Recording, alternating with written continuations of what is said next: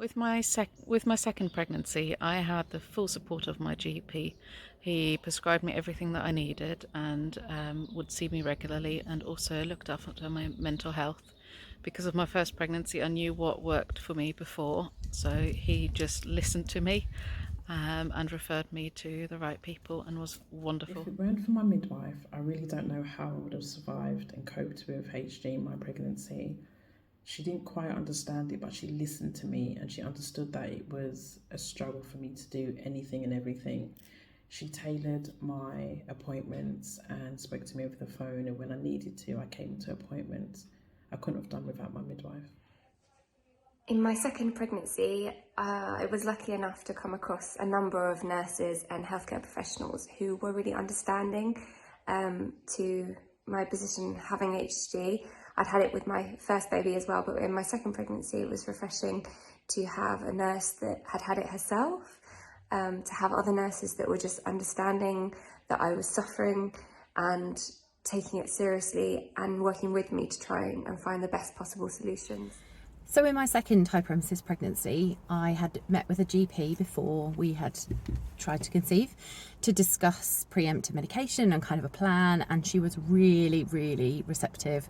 She gave me a prescription straight away to start whenever the nausea started, and when the vomiting began, which was about 7 weeks I think, I phoned her and said I need ondansetron, and she gave me the prescription. She said it's waiting for you at reception whenever you can send someone down to get it.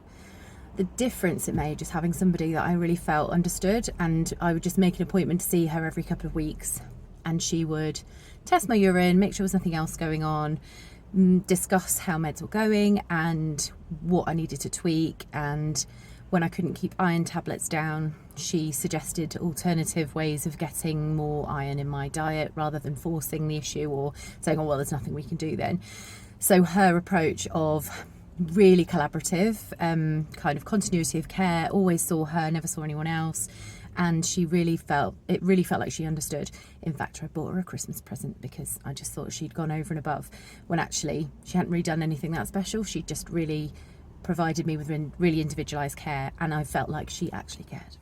After my first admission at the hospital, the doctors and midwives were able to recognise straight away that it was HG and give me the correct medication to try and help me cope with that. Every hospital admission after that, they were really helpful and making me as comfortable as I could be, and never felt like I was a burden to anybody, which was really nice in such an awful time. I'd like to do a shout out to the lunch lady at the hospital, who was always so kind to me and would bring me my food and help me choose what I was going to have the next day, because some days I couldn't even look at the menu, and she was always so helpful and remembered of me second time around. I had HG all the way through my pregnancy, right up until labour. When I was in labour, the midwives and the student midwife were really understanding, really supportive.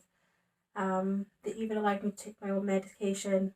They would just write the times up when I had the medication on the notice board so everybody could see when I had it. Proud of me, multiple sick balls.